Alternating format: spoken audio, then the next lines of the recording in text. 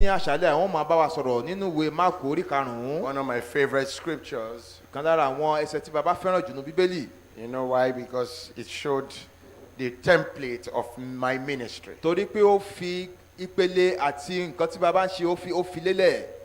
I remember I was watching one of the testimonies online. Bàbá ní pé àwọn ìwé kan láwọn àwọn ìrí lórí ẹ̀rọ And I ayélujára. saw the woman that came with the catheter. Wọ́n sì wá rí arábìnrin tó jẹ́ pé ó ní agbẹ̀jù ayédèrú tí wọ́n gbélé wọn lọ́wọ́ pé kí And wọ́n I máa remember tọ̀ that sí. from 2 weeks ago. Bàbá sì wá rántí wọn ní bí ọ̀sẹ̀ méjì How many sẹ́yìn. of you remember?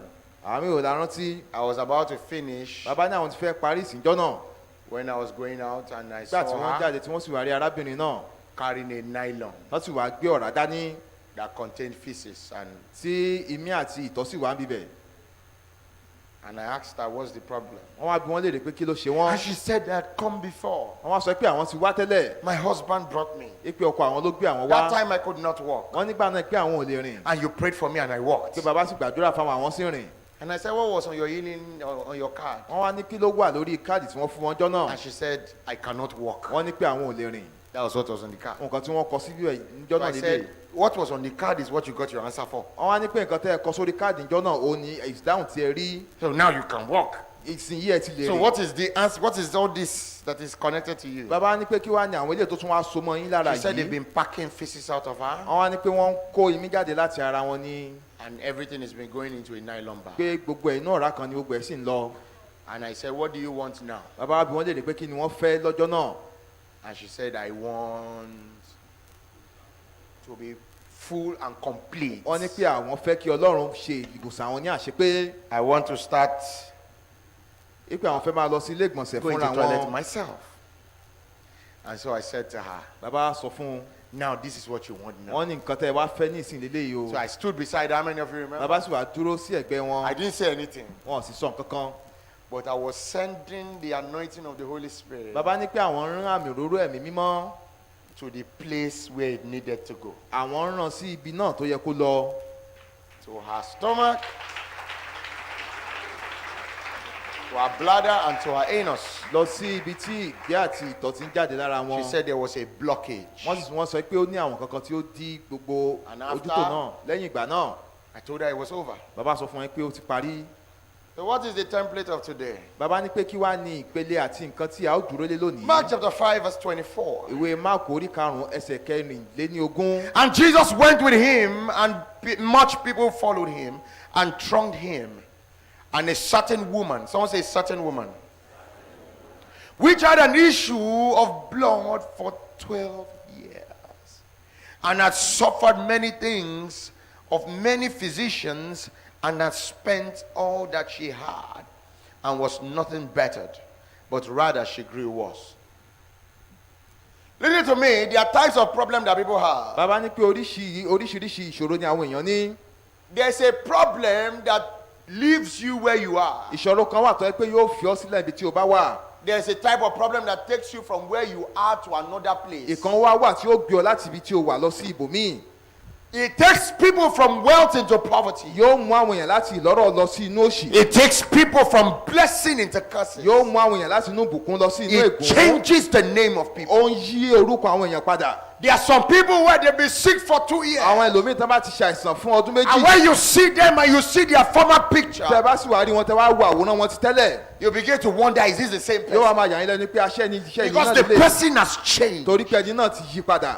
In English, they call it deterioration of persons. Bàbá ní pé ní èdè Gẹ̀ẹ́sì kí wọ́n máa sọ pé ẹni náà ara rẹ̀ yóò máa bàjẹ́ ju bó The ṣe wà word tẹ́lẹ̀ lọ. deterioration is used for death. Bàbá ní pé ọ̀rọ̀ tí àwọn sọ yìí ó wà fún nǹkan tí ó ti kú. When something Tí dies, nǹkan bá ti kú, it first begins to swell. yóò kọ́kọ́ máa wú ná. After some days, Lẹ́yìn ọjọ́ díẹ̀, when some organisms enter into that tí àwọn dead kòkòrò thing, kan bá ti wá wọ inú nǹkan tó ti the kú thing yìí, does what? It bursts. yóò wá bẹ́, Then it begins to deteriorate. yóò wá máa súnkì, It begins to go down yóò wá máa lọlẹ̀. and down Yóò máa lọlẹ̀. until it becomes Ó bone. nígbà tó bá tó di egun. There are some problems that when they come upon a Àwọn ìṣòro man, kan wà tó bá wá sí they ayé make the ẹ̀dá. man to die while Wọ́n alive. ó jẹ́ kẹ́ni náà kú bó tilẹ̀ The wà man láàyè. begins to deteriorate while standing. Ẹni náà bó tilẹ̀ wà láàyè gbogbo nǹkan rẹ̀ gbogbo ara rẹ̀ ni ó máa súnkì. tí ó sì máa Everybody bẹ́. looks at the person, Àwọn èèyàn wo yán and everybody wonders, is this the same wọ́n wá person máa we wí pé used to ṣé ẹni know? tá a máa ń rí náà lélẹ́yìí.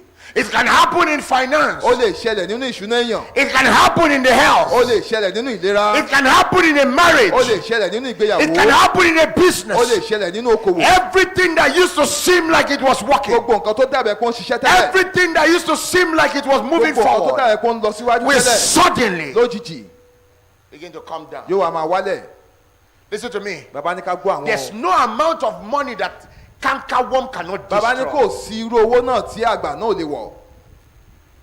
There's no amount of Kò wealth sí irú ọ̀rọ̀ náà that the forces of this world tó cannot change. jẹ́ pé àwọn agbára ayé yìí tí ó lòdì. The only person that is unchangeable is ẹnìkan tí God. ò ṣe yí padà tí ó lè yí padà You láyé can ní be as Ọlọ́run. wealthy as the richest O man, lè jẹ́wọ́, ó lè and in a jẹ́wọ́ few lọ́wọ́ decades you will be ó sì nobody. jẹ́ pé ní láàrin ọdún díẹ̀ ò ní All jẹ́ that kankan you mọ́. need Gbogbo nǹkan tó kàn nílò láti ṣe Is some certain problem. ó ní àwọn ìṣòro kékeré kan. The Bible makes us understand that there was a woman. Bíbélì jẹ́ kó yọ wá pé arábìnrin kan wà From the scripture we just read, nínú Bíbélì tí a ṣe kà tán. there was a woman Pé arábìnrin kan wà very okay before, ó ṣe dáadáa tẹ́lẹ̀ but the problem she had ṣùgbọ́n ìṣòro tí ó ní had removed her name. ó ti wá yọ orúkọ rẹ̀ kúrò. There's something about the Bible that you need to understand. Bàbá ní pé nǹkan kan wà nínú Bíbélì tó yẹ ká yé wa The dáadáa. Bible sometimes can sound racist. Bàbá ní pé nínú Bíbélì gbà mí pé Bíbélì lè máa wọ́n máa ń sọ nípa ẹ̀yà. I'm not talking about racism based on color. Bàbá ní pé àwọn ò sọ nípa ti àwọ̀ o. I'm talking of racism based on substance. Wọ́n lè wọ́n sọ nípa ẹ̀yàmẹ̀yà. Because nípa when ti- they mention the name of somebody, tọ́ bá dárúkọ ẹnìkan it nínú means the Bíbélì person is of ó what? túmọ̀ sí pé ẹni náà gbajúgbajà ni ó The sì ní Bible nǹkan says lọ́wọ́. Bíbélì Jesus jẹ́ kó yẹ pé Jésù was going to the house of a man called ó lọ Jairus. sí ilé arákùnrin kan tá à ń pè ní Jáírù. Why they call him Nídìí Jairus tó ṣe ń pè ní was Jáírù because he was a person of substance. torí pé ó jẹ́ nìkan tí ó gbajúgbajà.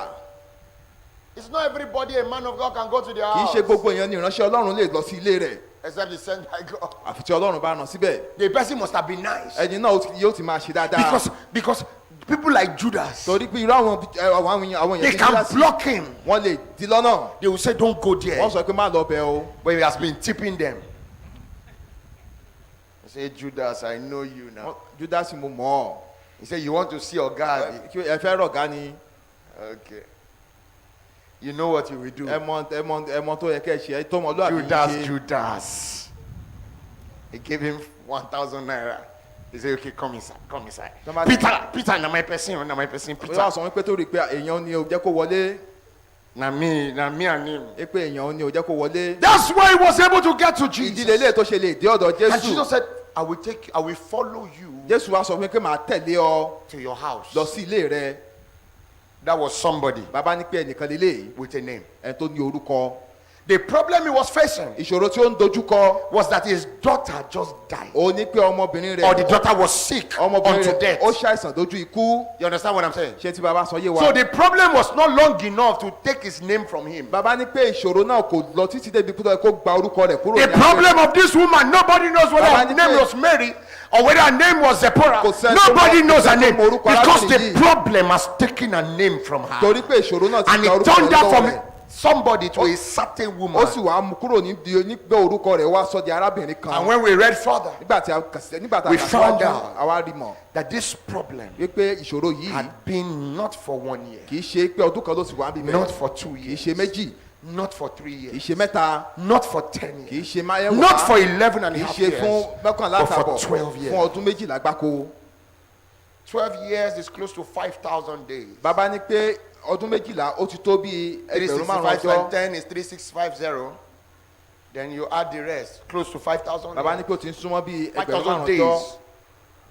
And he had been suffering, Ó sì ti ń ṣe làálò. spending money, Ó ti ń jìyà, ó ti ń náwó. spending strength, Ó ti ń going from one doctor ó to ti ń lọ another láti doctor, ọ̀dọ̀ from one oníṣègùn kan sí- spiritualist to another oníṣègùn spiritualist. kan sí oníṣègùn míì.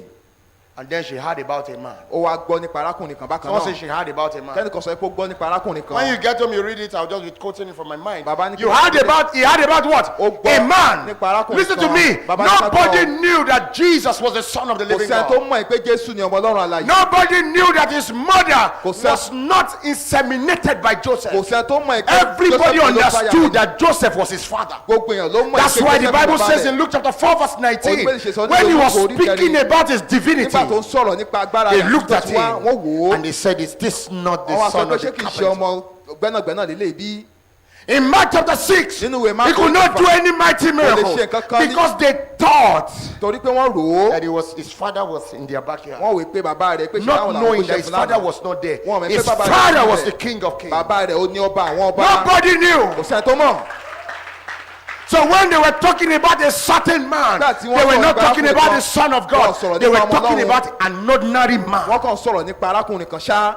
A man who was just anointed. Ẹni tó kàn ní àmì òróró. Some said he was Beelzebub. Àwọn kan sọ pé ẹ̀mí Bẹ́sẹ̀búbù ló Some ń said he lò. was using charm. Àwọn kan sọ pé ògùn ló ń lò. Some said he was using voodoo. Àwọn kan sọ pé Some ọdún said he ló ń was lò. using Àwọn talisman. kan sọ pé Some said he was using this. Some said he was using psychology. Some said he was doing that. But some still said he was a man anointed by wọ́n ní God. pé ẹni tí Ọlọ́run fi àmì òróró yàn ni.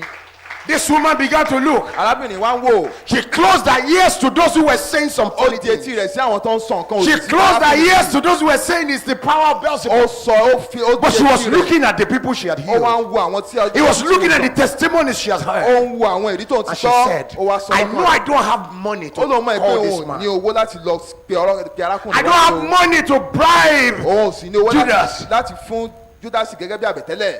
I don't have any money to seek a time with this Òun ò man. sì ní owó tàbí àǹfààní. But if láti this wá àkókò. man will not see me, I will see Tí him. arákùnrin yóò bá lè wá rí mi fúnra mi, màá lọ bá a. And she made up her mind. Ó sì wá pinnu lọ́kàn rẹ̀. She said, I know Ó lóun mọ̀ from home láti ilé if I can touch the hem of his tóun garment. bá lè fi ọwọ́ kan ìṣẹ́ tí a Listen sọ. to me. Bàbá ní ká gbọ́. Divine faith leads to divine innovation. Bàbá ní pé ìgbàgbọ́ láti ọ̀run wá. ó There wá was mú no ìṣẹ̀dá time in wá the náà. scripture Kò sí ìgbà kan nínú that anybody touched the garment of tí somebody and ẹnìkan was fi healed. ọwọ́ kan ìṣẹ́ tí ẹnìkan There was a tó sì- divine innovation. Bàbá ní pé ìfihàn láti ọ̀run wá ni. There was one time somebody touched garment. Bàbá ní pé ìgbà kan wà tẹ́nìkan fọwọ́ kan ìṣẹ́ tí The a Bible sọ. says in the book of 2 Bẹ́ẹ̀ni jẹ́ Kings, kó yọ wá nínú ìwé àwọn ọba kejì.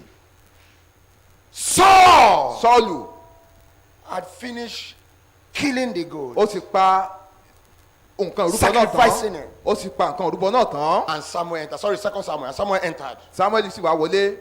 And he said, the king, okay, he said, now that you have done this, Ó wá this, sọ- this, that, Samuel ṣàṣọ oríṣiríṣi pé bẹ́ẹ̀ ni ìgbà tó ti wá ṣe you léyìí. have lost the throne, everything, Wípé everything. ìjọba ti fàyà mọ́ And he látòní. grabbed his garment Ó sì wá fa aṣọ rẹ̀. and he tore it. Ó sì fàyà.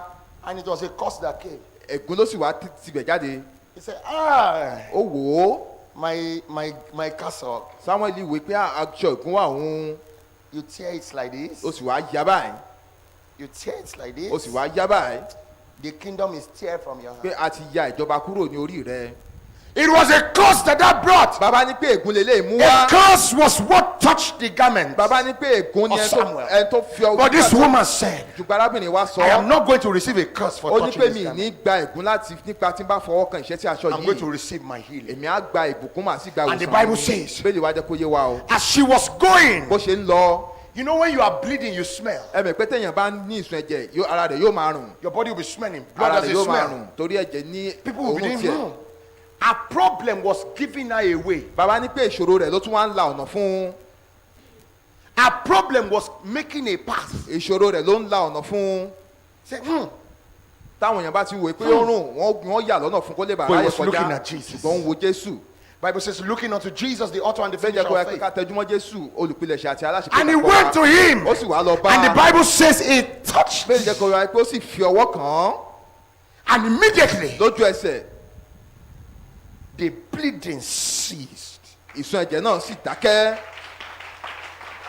Immediately lójú ẹsẹ̀. the bleeding stopped. Ìsun ẹ̀jẹ̀ náà ó dúró. Listen, Bàbá Jesus was not going to give her the anointing. Jésù ò ṣetán láti fún un ní àmì òróró náà. She took the anointing. Fúnra rẹ̀ ló já àmì òróró náà gbà. Jesus was not going to say, be healed. Jésù ò ṣetán láti sọ pé gba ìwòsàn Because he rẹ̀. did not know about her condition. Torí Jésù ò mọ̀ nípa ìṣòro rẹ̀.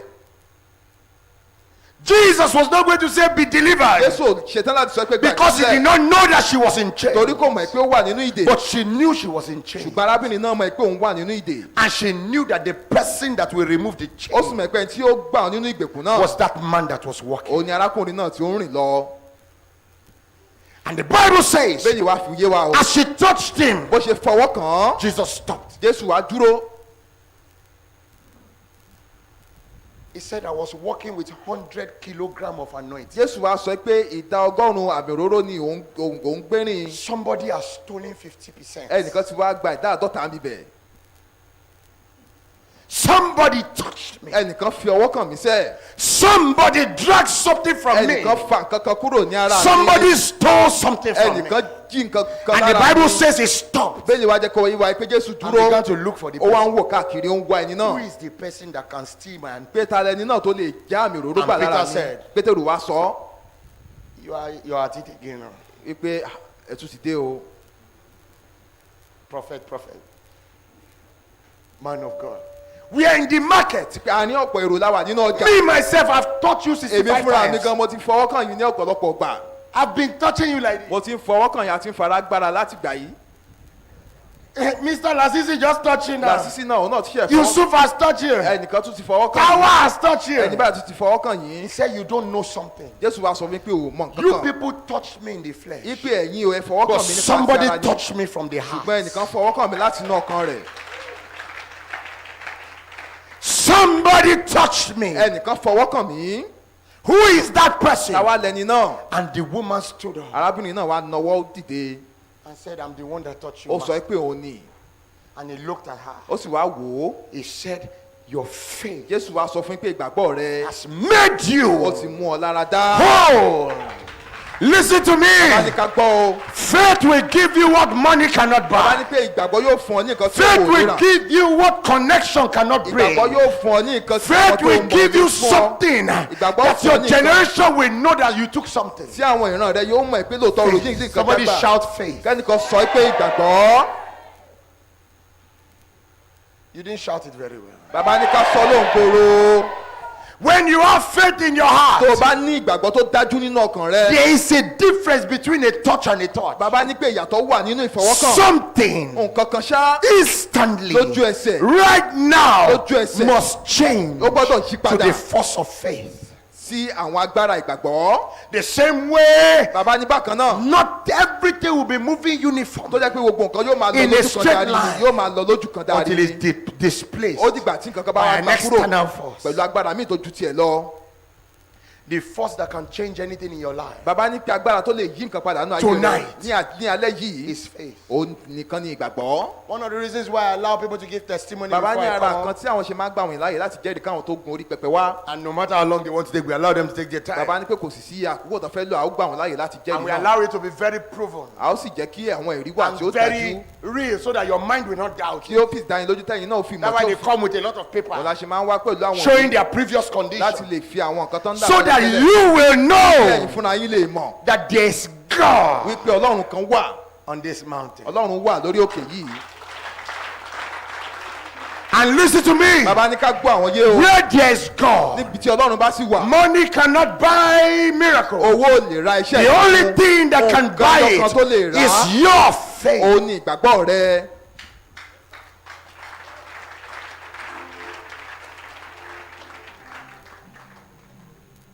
It's your word.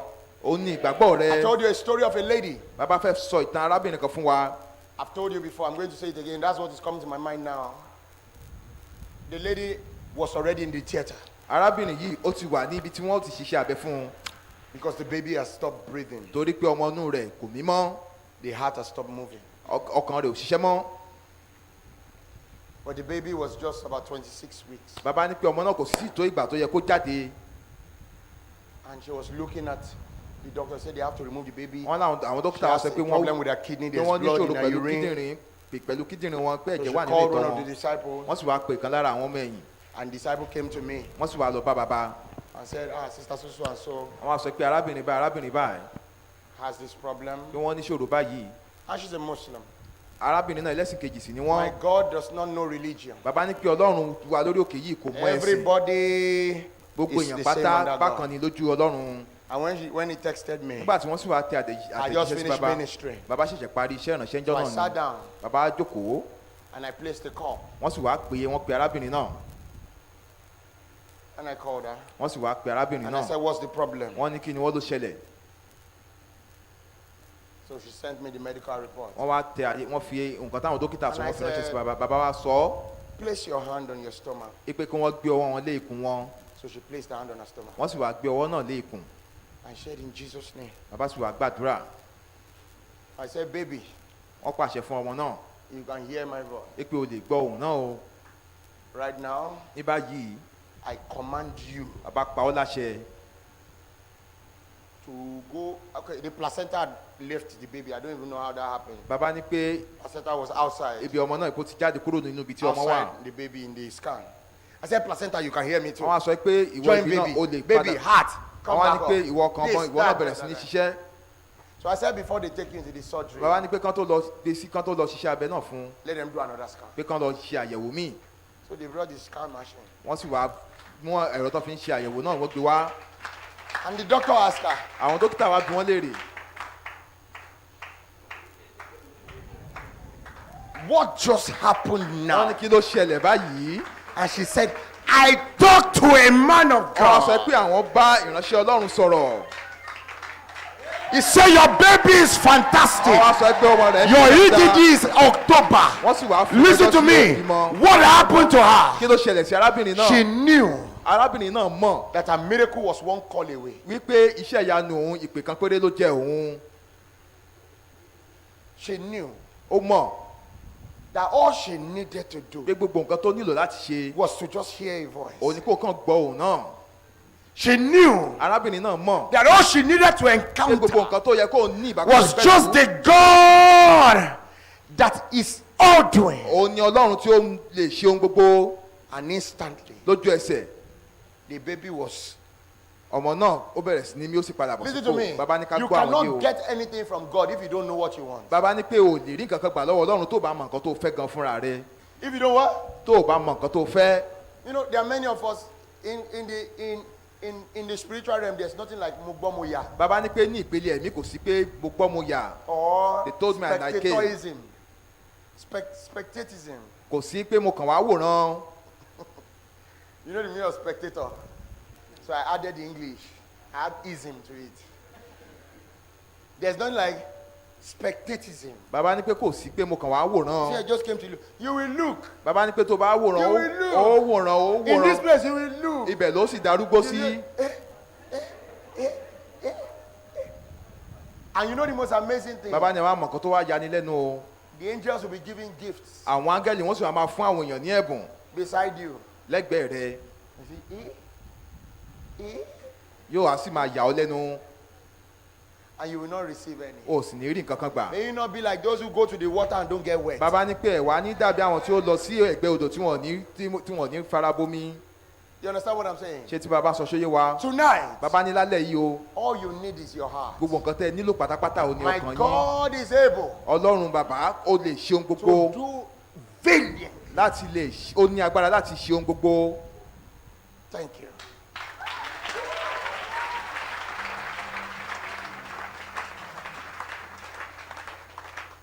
My God is able to do what?